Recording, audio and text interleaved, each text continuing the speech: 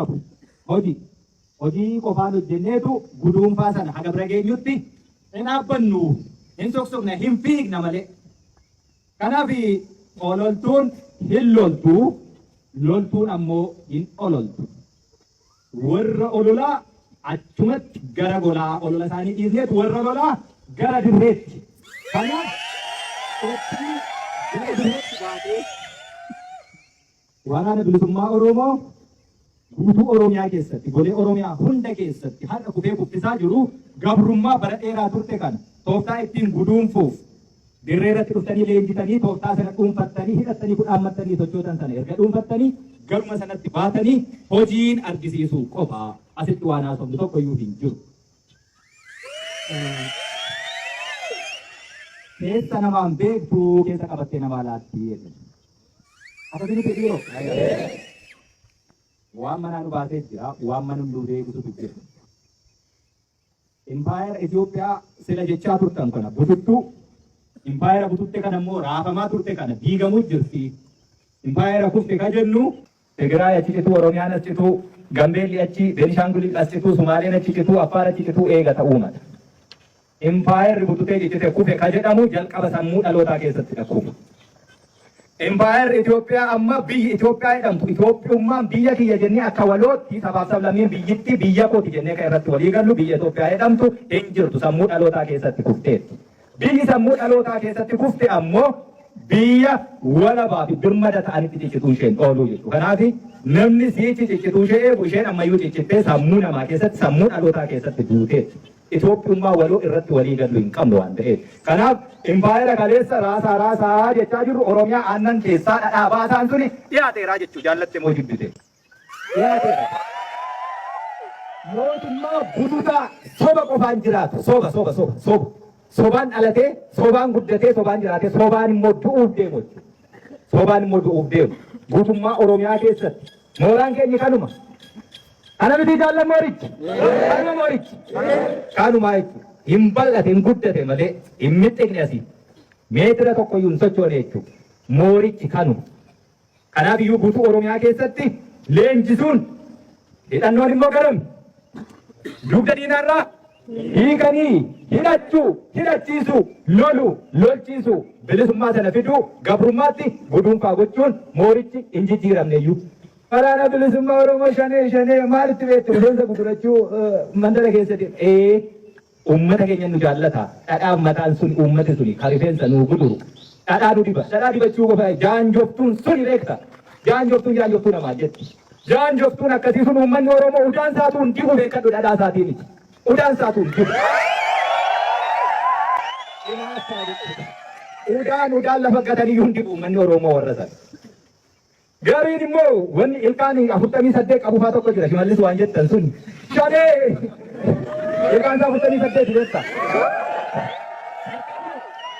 Harkarroon akkasii sun shanee maal beekti lammaa magarsaa tokkanaa. Yaaboo kun gaafa haati isaa handhuurtee iyyuu sobaa isa handhuuran fakkaata. Lammaa magarsaa isin hoogganabbo. Nu warra lammaa magarsaa iyyuu bara qabsootti fide yaaboon beektu. Warri har'a asitti qawwee hidhachuu dhufe isa kaleessa beeke akka darbachaa ture warra akka shimallis warra akka lamaayyuu gara fuulduraatti gabrummaan akka sabaatti qabnurraa gabrummaa akka dhuunfaatti Tigiree jalatti cafa qabanii bulan keessaa iyyuu nutubaate akkasuma akkasuma dargaggeessicha inni har'a hidhate suni lammaan maal isa hooggan soba akkasii jechuudha biyya butuchanii biyya bututte immoo mana jala daa'ee naanna'aniitu tokkommoo jira booyyeen arrabni isaa furdaa tokko abiyyiidha jettan booyyee arraba furdaa. Booyyeensa waa hundi isaa ilma Mangistuu Hayilamaariyaam waan isa dhashee badinatti fakkaata silaaftuu hundeen qabu sanyii hin qabu. Yaaboo yaa argine warra kana waliin teenyee keessee waa waliin haasofni. Biraanuu Juulaa seera addunyaatu hin beekani seera addunyaa dhiisi oboon seera isa biraatu hin beeka warri waliin teenye immoo seeruma biyyittii konstituushinii biyyittii irra waan jiru iyyuu akkatti haasa'u hin qabu kanaaf walii galuu dadhabne beekta.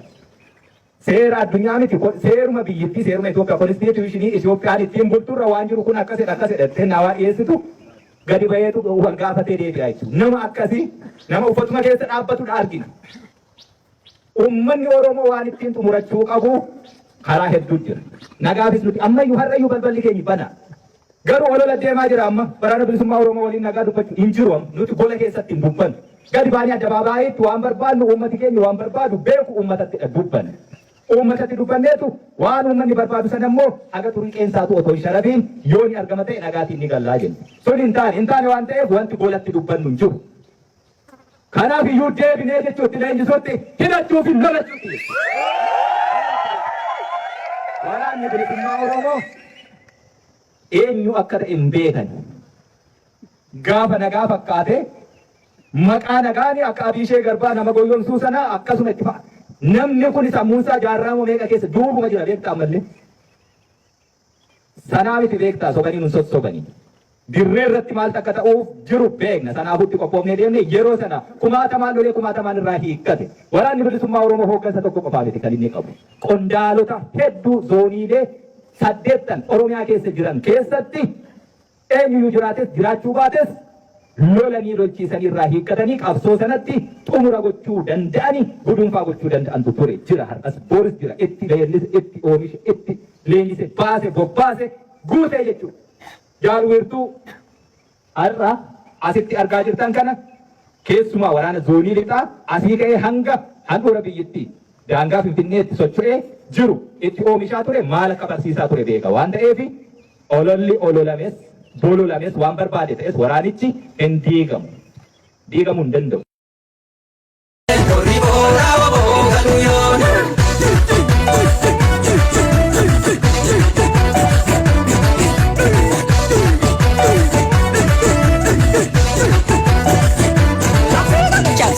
Sababuu yoomi cabsii galii sababuu yoomi cabsii galii dhangaggoo kaloomi cabsii galii jireenya warraaq cabsii galii sababuu yoomi cabsii galii waboo kobbaa haqaa cabsii galii galmi kan kee haqaa cabsii galii ejjennoo keessa dhaabbatudha argina.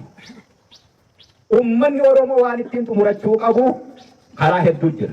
Nagaafis nuti ammayyuu har'ayyuu balballi keenya bana. Garuu olola deemaa jira amma waraana bilisummaa Oromoo waliin nagaa dubbachuu hin jiru nuti gola keessatti hin dubbannu. Gadi baanii addabaabaayyitti waan barbaadnu uummati keenya waan barbaadu beeku uummatatti dubbanne. Uummatatti dubbanneetu waan uummanni barbaadu sana immoo haga turii qeensaatu otoo hin sharafiin yoo ni argama ta'e nagaatiin ni gallaa jenna. Sun hin taane waan ta'eef wanti golatti dubbannu hin jiru. Kanaaf iyyuu deebinee jechuutti leenjisuutti hidhachuu fi lolachuutti. Waraanni bilisummaa Oromoo eenyu akka ta'e hin beekan. Gaafa nagaa fakkaatee maqaa nagaani akka Abiishee Garbaa nama goyyomsuu sana akkasuma itti fa'a. Namni kun sammuunsaa jaarraa meeqa keessa duubuma jira beektaa mallee. Sanaa miti beektaa sobanii nun sossobanii.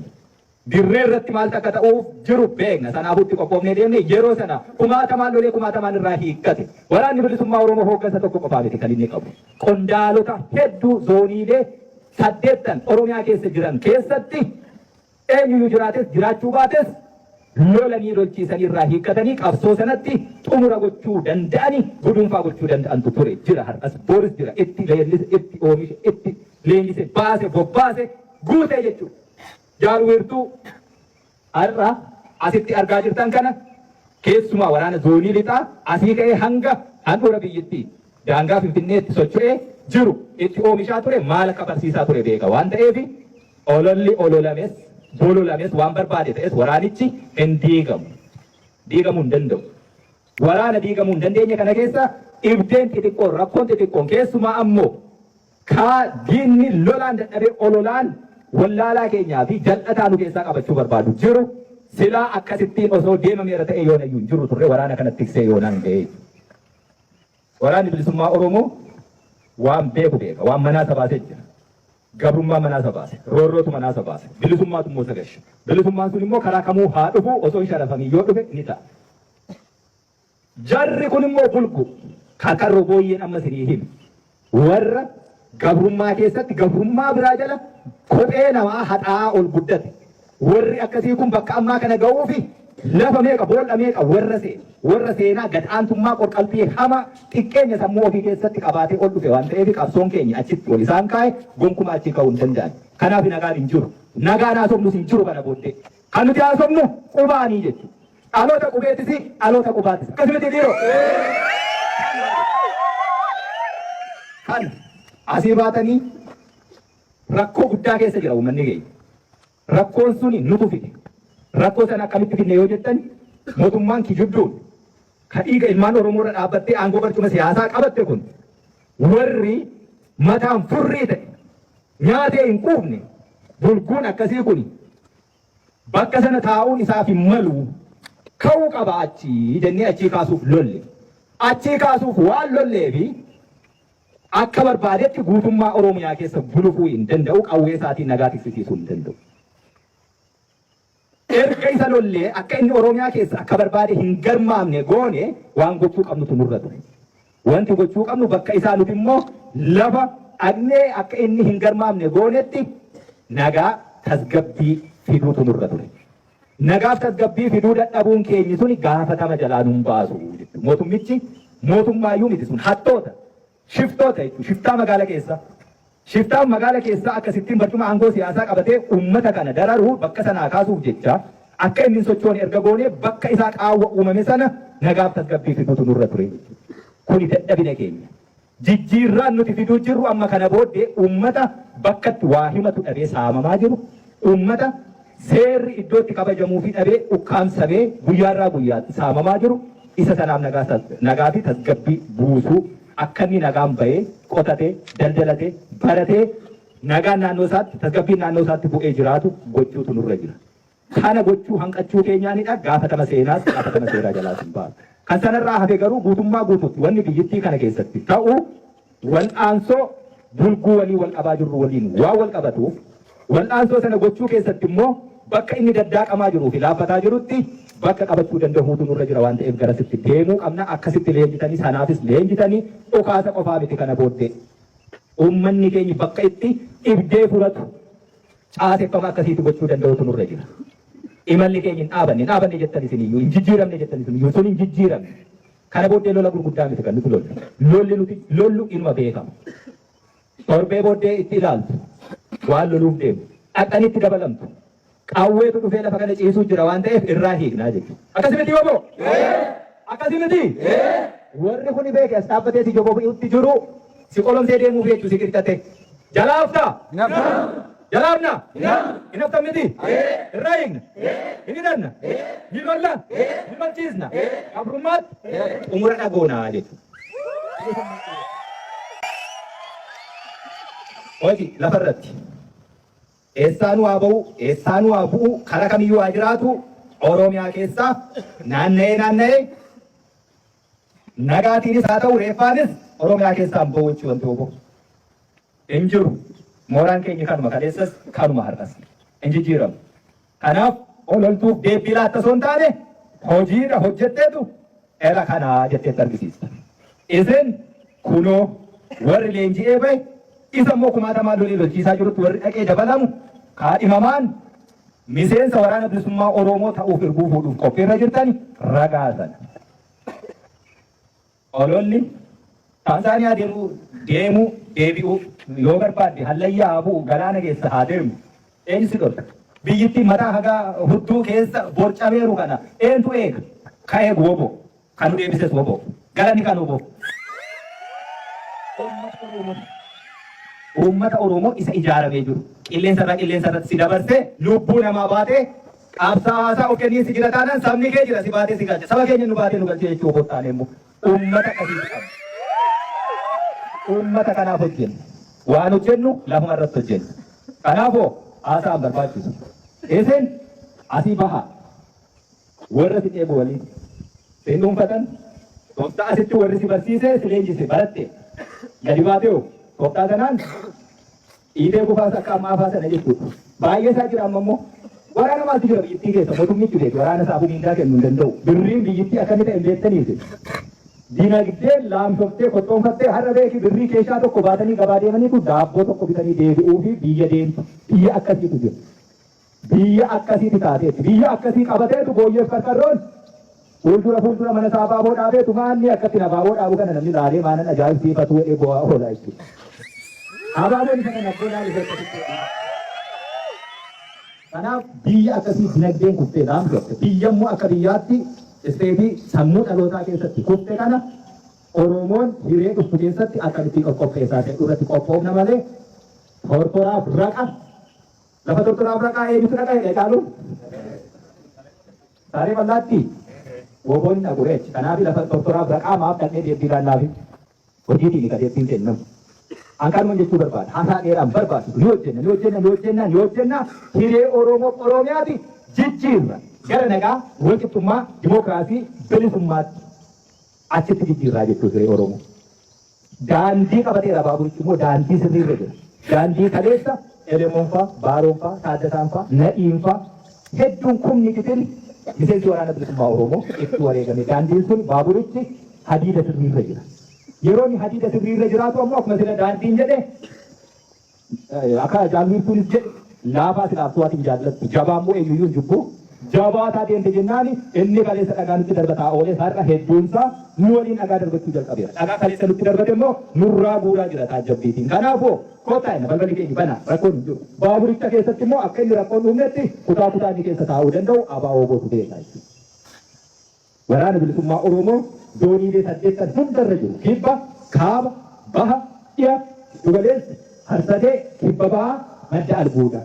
Zooniileen sun 8 jaallan jajjaboo qondaalota waraanaa sadarkaa hooggansaa irra jirani 8 sochoosaniin socho'a. Wal ta'eera. Akka dhadhaa mataa isa sila jedhamee akka qadaadaaf qabeetti gidduun aannan jirutti. Waan nu yaaddeessu tokko iyyuu hin jiru. Yeroo akkasii hoo maaltu ta'a? Yeroo akkasii ololtuu, ayyaalaalattuu, gantuu, bakka tokko teessee waan garaa qofaa hojjetattu bakka hin qabdu waan ta'eef muramtee baddee jechuutu immoo. Kanaaf garaa laatu hin jiru. Isa sanatti dhabubbaan. Kanarraa kan hafe mootummaa waan jedhanis hin beeknu mootummaan hin jiru Itoophiyaa keessa hattuutu jira. Hattuu waliin immoo nagaaf jecha waan haasofneerra waan haasofne immoo hattuun waan hate dabarsee hin kennu. Aangoo sana dhalurraa hatanii aangoo barcuma siyaasaa kan Oromoon dhiigaa fi lafeeni itti cabee isaanii nu gabrummaa jalaa baasee aangoo barcuma siyaasaa kan Oromoo gara rarraga bilisummaatti geessudha. Haa ta'u waan ta'eef sana kennuu hin danda'anii sana afaan qawwee keetiin fuutaa jechuudha. Kanaafuu gara bobbaa sanaa qofa. Gara bobbaa sanaa qofa. Bobbaa milkii imala milkii karaan duun danda'an qoosiifaa ta'uu jechuudha.